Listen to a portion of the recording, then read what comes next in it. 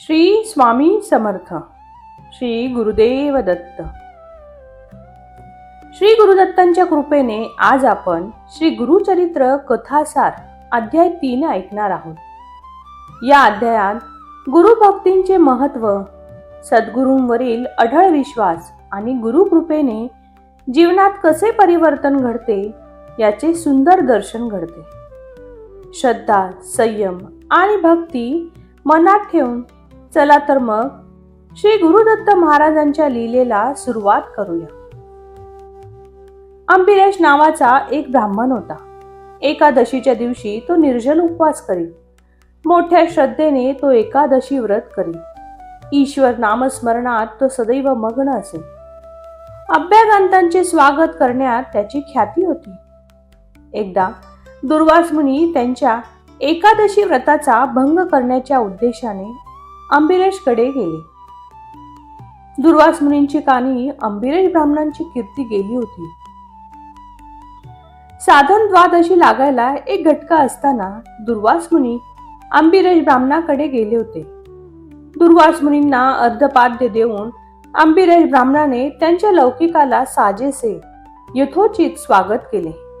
त्यांना वंदन करून विनंती केली, मुनिवर्य, एका घटकेने एकादशीची पारणे फेडण्याची वेळ आहे. त्यावेळी साधन द्वादशीचा प्रारंभ आहे.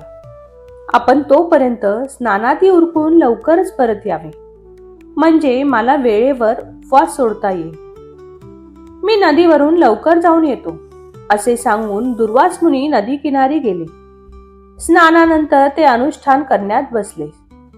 इकडे एकादशीचे व्रत करणारा अंबिरेश ब्राह्मणाला चिंता वाटू लागली. व्रताची सांगता, पारणे फेडण्याची वेळ जवळ आली होती. त्याच्याकडे दुर्वास मुनीसारखे फार मोठे अतिथी म्हणून एकादशीच्या दिवशी आले होते. वेळ फारच थोडा उरला होता. आता काय करायचे? ते येण्यापूर्वी आपण कसे जेवावे? अतिथीच्या अगोदर आपण जेवलो तर दोष लागेल, आणि जर जेवण केलं नाही तर व्रतभंग होईल. दुर्वास मुनींना एकादशीचे पारणे फेडण्याचा एक घटका राहिले असे आवर्जून सांगितले असताना देखील अजून कसे आले नाही? अंबिरेश ब्राह्मणाने विविध पक्वाने तयार केली होती. पाने वाढूनही ठेवली होती. दुर्वास मुनी नदीवरून आले नाही. त्यांना मुदत देऊन सुद्धा येण्यास विलंब केला. तेव्हा अंबिरेश ब्राह्मणाने श्री विष्णूंचा धावा केला. हे श्री विष्णू, यावेळी तूच माझे रक्षण कर, असे म्हणून श्री विष्णू प्रतिमेचे तीर्थजल प्राशन केले. दुर्वास मुनींची वाट न पाहता भोजन उरकून वेळेवर नियमानुसार पारणे फेडले. तेवढ्यात दुर्वास मुनी तेथे आले. आपण येण्याआधी अंबिरेश ब्राह्मणाने अन्नभक्षण केलेले पाहून ते क्रोधायमान झाले. अतिथी म्हणून मी तुझ्याकडे आलो होतो. माझी वाट न पाहता तू एकट्याने आधीच कसे भोजन केलेस? तुझ्या हातून हे पाप घडले आहे, असे दुर्वास मुनी म्हणाले. मुनी महाराज, मी आपली खूप वाट पाहिली. आपण येण्यास उशीर केला. नाईलाजाने व्रतभंग होऊ नये म्हणून मी भोजन केले. मला क्षमा करा, असे अंबिराज म्हणाले. तू मला काही सांगू नकोस. तुला या पापाचे फळ भोगावे लागणार. अंबिरेश ब्राह्मणा, तू 84 लक्ष योनीत जन्म घेशील. त्याशिवाय तुला मुक्ती मिळणार नाही. मी तुला शाप देत आहे, असे दुर्वास मुनी म्हणाले. अंबिरेश ब्राह्मणाने श्री विष्णूंचे स्मरण केले. तत्क्षणी वैकुंठातून श्री विष्णू तेथे प्रकट झाले.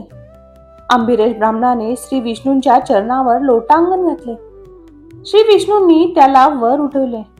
भक्तवत्सल्य दामोदर परमात्मा श्री विष्णूंचे दुर्वास मुनींना सांगितले की, महामुनी, तुम्ही निष्कारण अंबिरेश ब्राह्मणाला शाप दिला.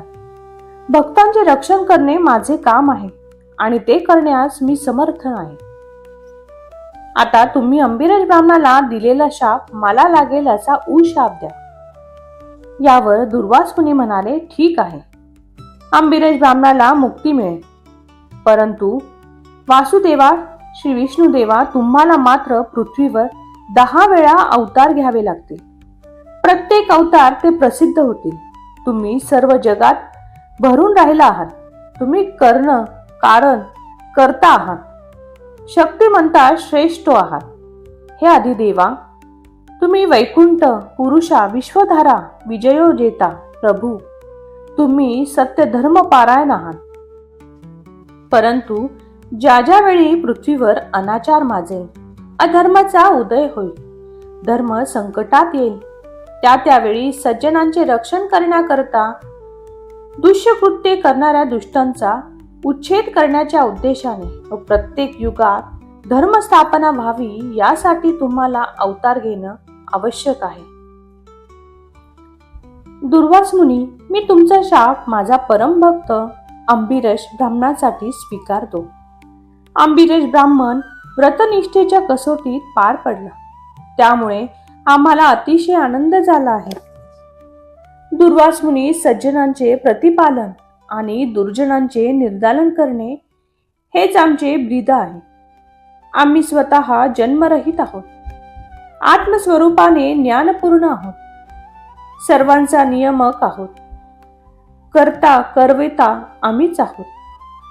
धर्मावरील भक्तीमुळे स्वतःच्या मायेला वश करून घेऊन तिच्या साह्याने जरूर अवतार घेऊ, असे उद्गार काढून भगवान श्री विष्णू अंतर्धान पावले.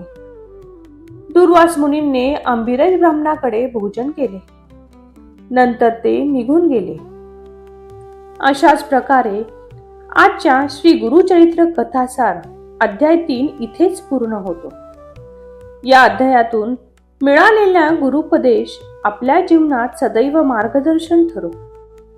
गुरुलीलांच्या अमृतात नाहून निघण्यासाठी पुढील अध्यायात पुन्हा भेटूया. श्री स्वामी समर्थ. श्री गुरुदेव दत्त.